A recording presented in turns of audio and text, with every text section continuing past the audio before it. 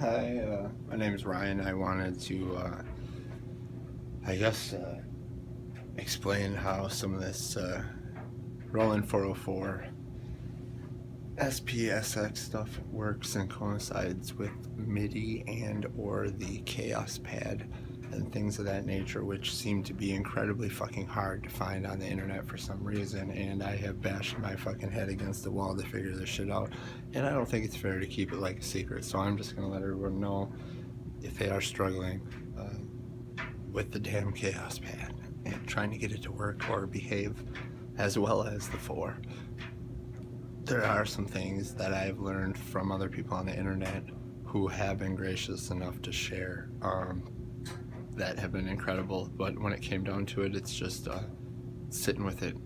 until it becomes an instrument.